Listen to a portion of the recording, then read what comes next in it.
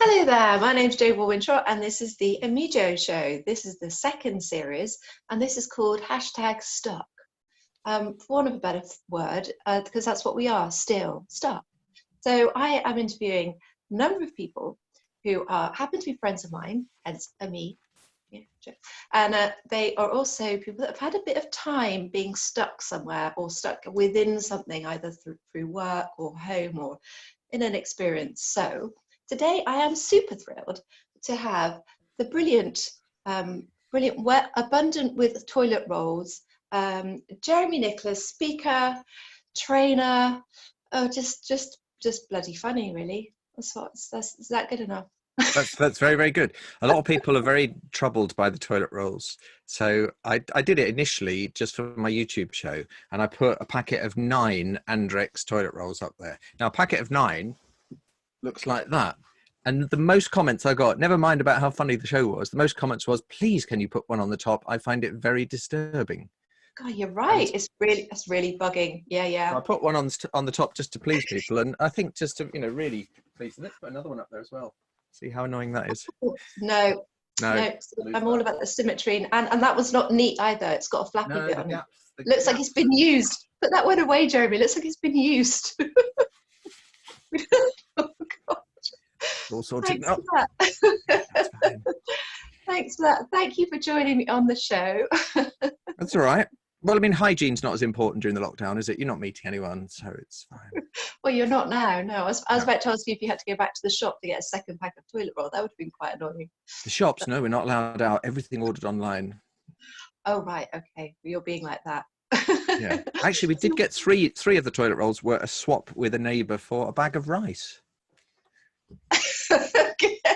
Weird, isn't it? Yeah. Wow. It's interesting, isn't it? What we're prepared to swap toilet rolls for. Yeah. Yeah, and I think the interest rate, the exchange rate is interesting, isn't it? She said, here's 3 toilet rolls, can I have a bag of rice? And I thought, I think the rice should be about 5 toilet rolls, but... Well, you think. Yeah, supply demand. But we did swap anyway, so we've got all that. So you are a speaker. You're used to sort of traveling around the world and doing your incredible presentations and also emceeing, as well as coaching in speakers. But obviously, you're stuck right now. But I just want to bring us back to when you used to be stuck in a studio, because you used to be a presenter for the Beeb and also radio prior to that. So you used to be the sports presenter. In fact, I remember watching you when I was a little bit younger.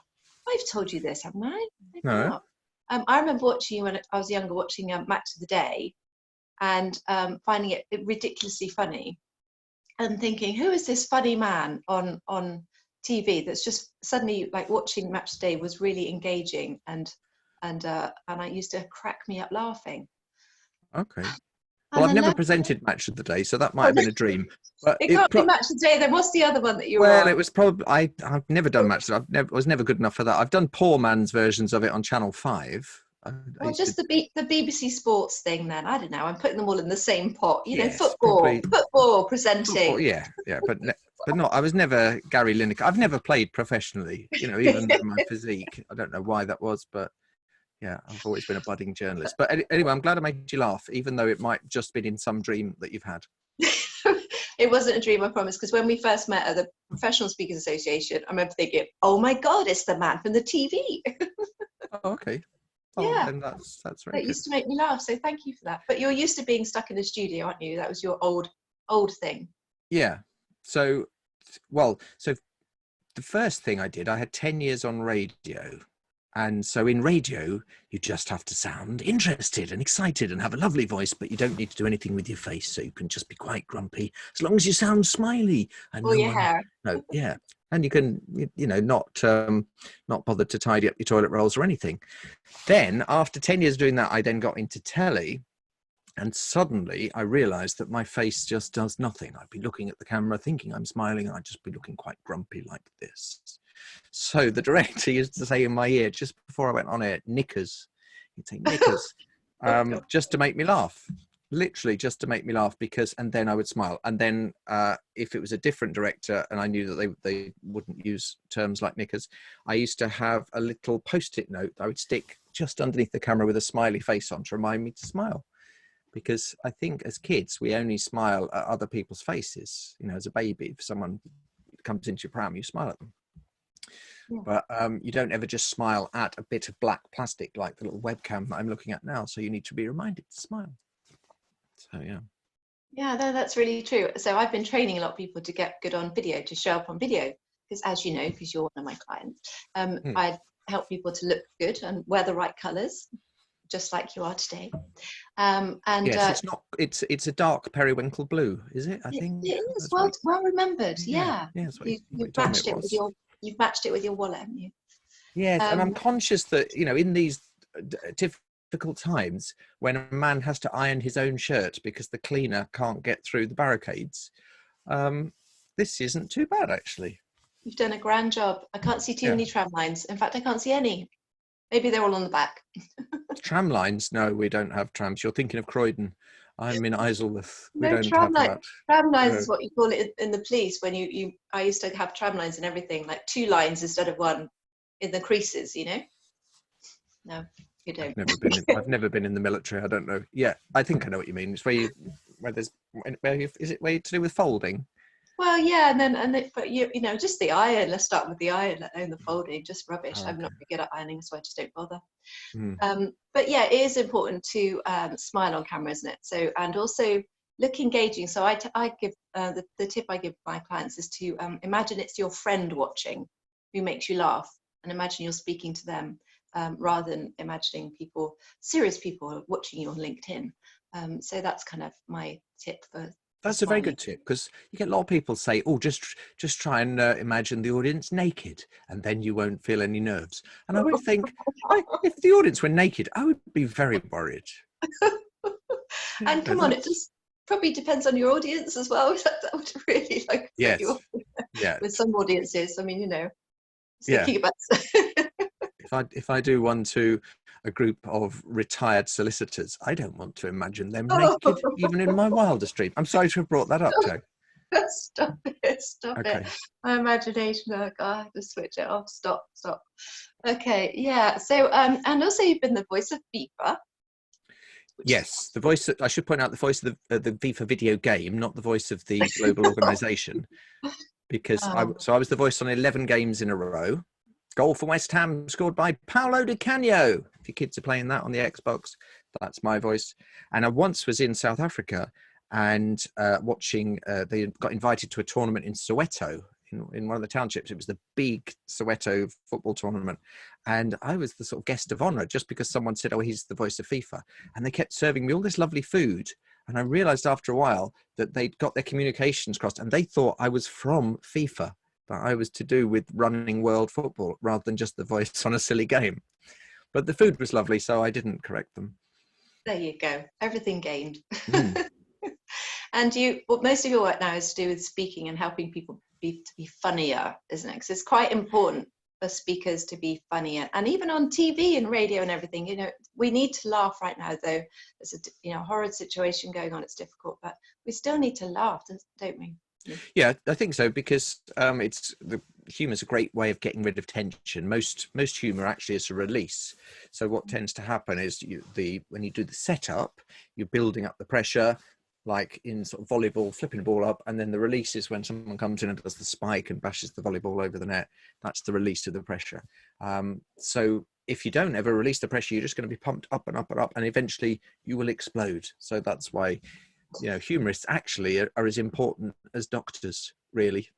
But no, I do teach people how to add humor. I'm talking nonsense. I don't know who's written this material for me, but I'll tell you what, I want a refund.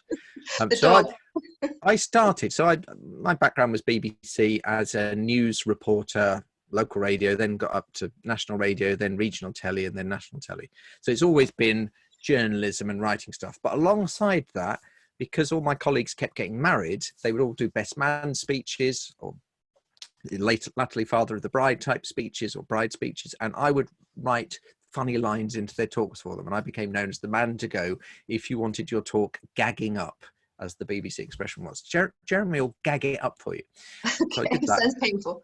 Yes, I was Mr. Gag It Up. And then when I started doing all the professional speaking, obviously I still put all the humour in, and then other speakers would say, oh, you're very good at that. Could you write me some lines?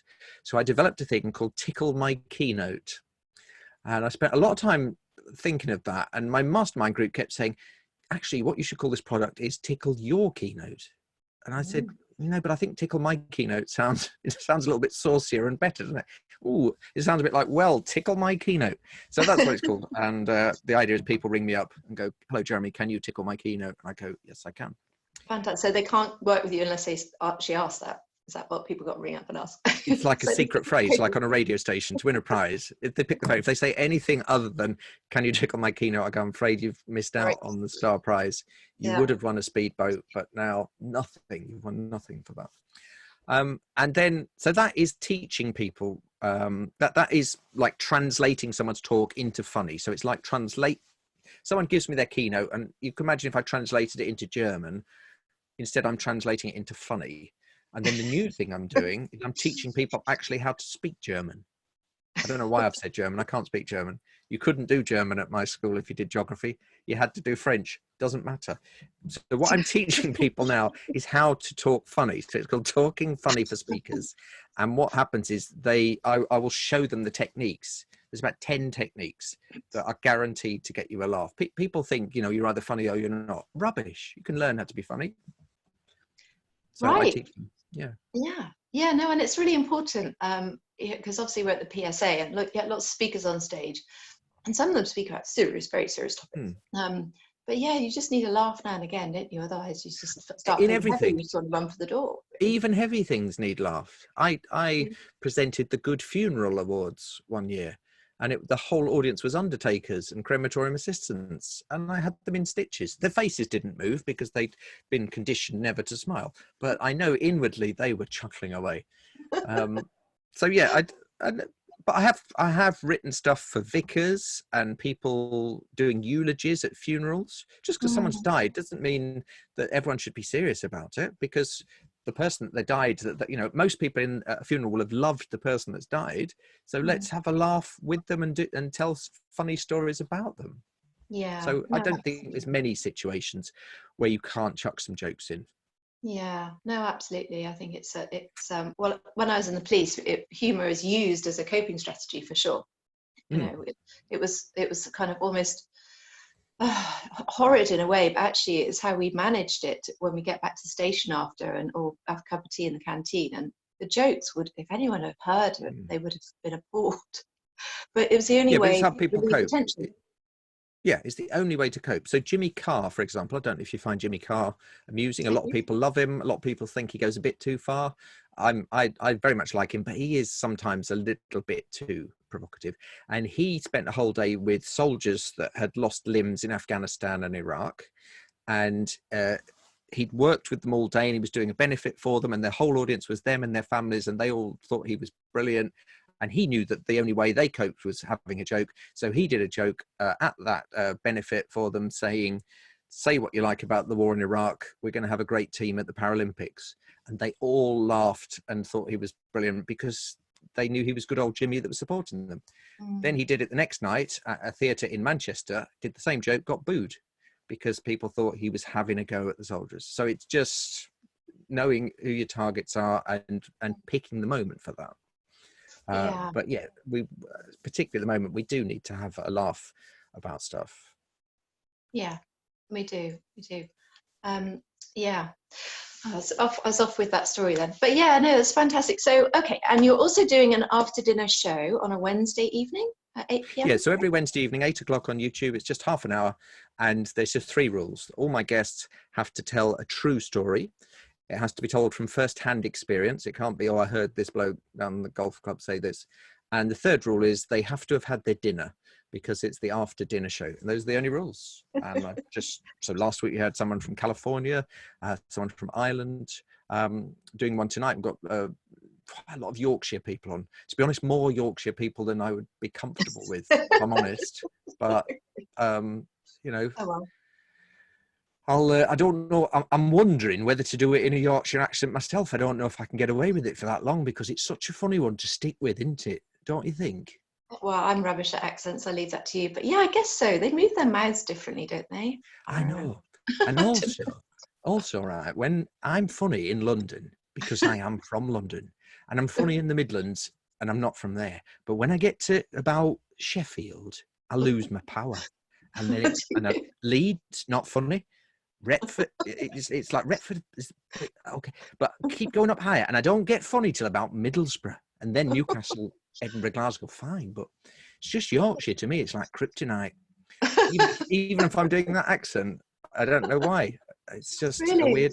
I think it's a mind. I think it's because I went to university in Yorkshire, and the whole time they were just saying, "Oh, you're not from around here, are you?" And that was West Yorkshire. And then I just thought, well, I know how Yorkshire people speak. And then my first job in radio were in Hull, which is in East Yorkshire, Umbersad, and that's a completely different thing with It is, ridiculous isn't it? vowel sounds. Yeah. Where they drink Yeah. Coca-Cola and a glass of dry white wine that I bought for £9.99. And you think, well, I don't know where those sounds are coming from. Leeds and Bradford and Sheffield, they don't do that. Where's Hull got these sounds from? And I once guess some tortoises washed up on the beach in Hull. It was a turtle disaster. So that's my. Is it because they're from Hull? So to say actually Hull, you have to kind of do this weird thing with your Oh, throat, don't yeah. you? Hull. Oh, You have to like almost kind of, don't know, do like a bit of yoga. All I do. I think that's what it is. I think originally Hull was settled by yogis from probably Beverley, the nearby monastery in Beverley. They must have gone. I Oh, don't you're know. crazy, Sarah, Do you Jeremy. like my vuvuzela? Oh my gosh, yeah. Let's have it. Let's hear it. Oh Yeah, God. I would like to show the ladies my vuvuzela. Right, so, so this is from the South Africa World Cup in 2010. So you can see with you're probably admiring the beading on there. Very nice. And this is what I blow in our estate every Thursday night to alert the neighbours that we're about to clap the NHS. So I'm not very good at blowing it, but I'll give it a go. Okay, give it a go. No. Does that wake them all up? Yeah. All the babies and everything? They all come out. They all come out and they go, Jeremy's blown the vuvuzela. Let's clap the NHS. Oh, fantastic. I know, I love doing that. Everyone's in our street. This guy who plays his music really loud, like Land of Hope and Glory or something or another. Yeah, it's a great moment. So coming back to where we are now. So obviously your poor wife's been really poorly, but not from the virus, just from something else. But Yeah, so my wife's had Lyme disease for 10 years. So that's all been tricky. So I've been having to look after her and obviously make sure that, you know, she'd be very susceptible because of her immune system to coronavirus. So we're obsessive about not bringing it in. And I went to Tesco the other day with all the full gear on. Do you want to see a picture? Can I share a picture with you? Do I have the powers to do that on here?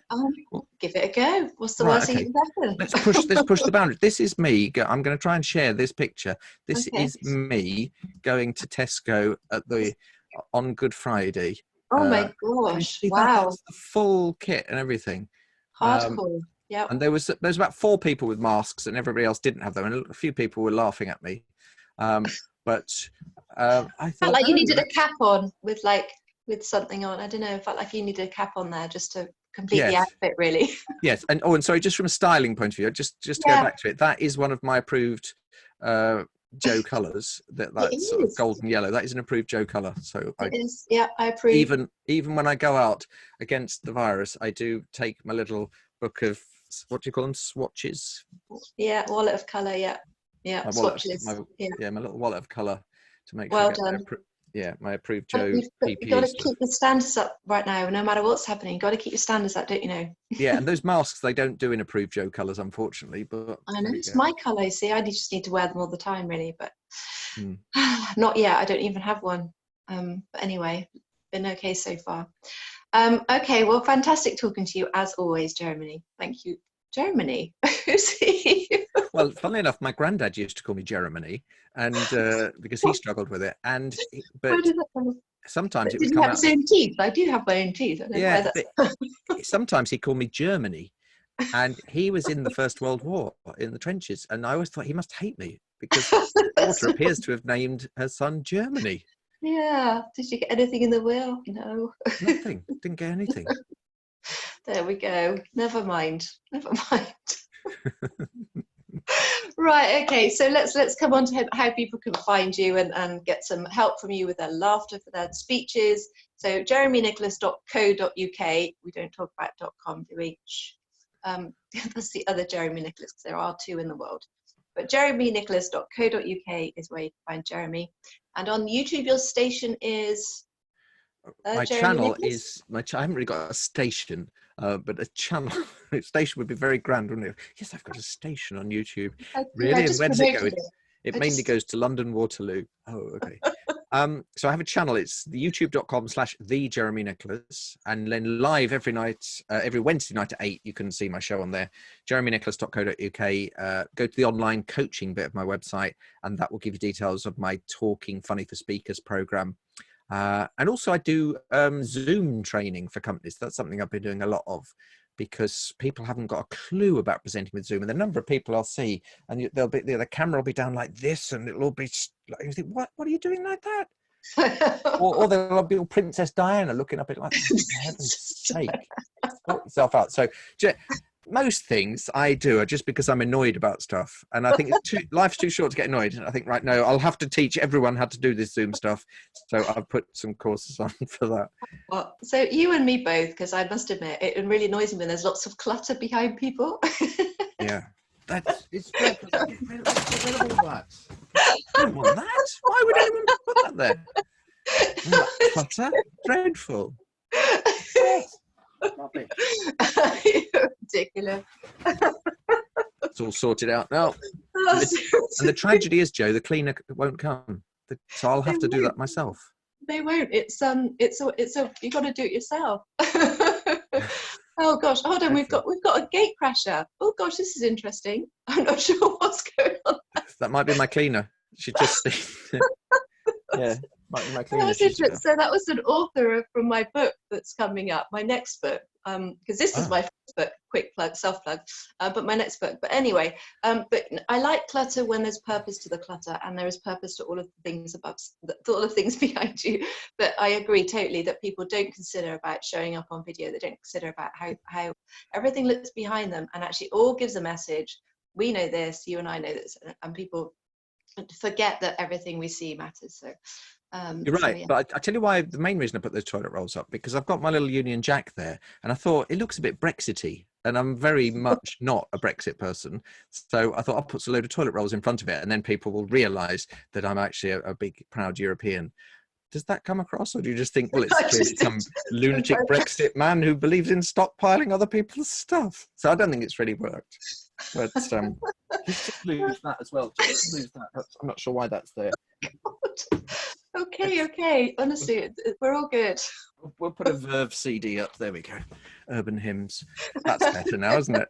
Lovely. I'm still thinking about the Brexit and the Union flag for starters, but also the fact that you decided to delete the Brexitness with toilet rolls. Do you know, when you said Union flag, that really annoys me, because it is the Union Jack. But if you say Union Jack on the BBC, you get people saying it's not a Union Jack, it's Union flag. It's only a Union Jack if it's on a boat. What a load of rubbish. No, that's rubbish. That is absolute rubbish. There's a whole book debunking that myth. It's just a load of retired old admirals with nothing better to do than email, "Dear BBC, I was so annoyed that you said Union Jack. And by the way, the steam train used in a Radio 4 demonstration was set in the West Country, was only ever used in the Newcastle area. Love, retired Major Admiral General Frobisher." Anyway, sorry, I've gone a bit... see, I think a lot of people do get a bit cabin fever, don't they? Especially those retired admirals. So we must all try and calm down, keep calm in the crisis. Think of those yogis that set up that place in Hull, and just keep...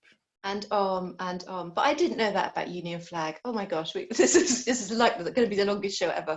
I thought that. So, but obviously I'm not an old retired stuffy. But I'm going to ask my commander friend who's on the show as well the other day, who was also in the Navy for 40 years or something crazy. Yeah, but so he'll definitely say no, he's wrong. He'll definitely really? claim that Okay, right. I won't ask him. Yeah, but you know, it's the thing. I was taught as a news person, something is what people call it. What is that? That's the Union Jack, isn't it? We all know that. Yeah, well, I got told off for calling it the Union Jack, which is why I now call it the Union flag. Yeah. But But It will. interestingly, I probably won't read the whole book about the Union Jack flag No, conversation. but But just take it from me, it's fine. I don't like. Yeah. The sort of Okay. people that call it the Union flag are the sort of people that are going around burning 5G masts at the moment. They're mad. They're nutters. They're David Icke followers. And we should all just call things what they are. Okay, we need to calm down. Don't mention him. It all starts going horribly wrong. Now, what do you think? Do you think purple is his colour? Well, if anyone should wear purple, it should be him, maybe. Everyone should wear purple. Everyone can wear purple, but he should just not be seen, basically. Ooh, not very PC. Anyway, see, you're getting me in trouble now. Okay, well, thank you for that permission to not call it Union flag. Union Jack it is. Or Jill. Because you used to be a PC, didn't you? That was the thing. I used to be what? You used to be a PC. Oh, a WPC, actually. Didn't you? You're too darn quick, Jeremy. You really are. I know. Yeah, let's quickly wrap it up, because otherwise this will be the longest show, and then No, I think it already is. We're setting a new world record, okay. But not. But anyway, thank you so much. Great talking to you as always. Thank you for coming on the show, and I'll put your links in the above. Please comment and like this video. Hopefully, if you did. If you didn't, then obviously put the thumbs down. Whatever. And yeah, share it with your friends, because this is Jeremy Nicholas. He is one of the funniest men I know on the planet. Yeah, you are. Just there you go. An accolade from just me. And you can find him on his website, jeremynicholas.co.uk. Thanks for watching the Amijo Show. I'm Jo Wilwintrott, and I'll see you again soon. Bye.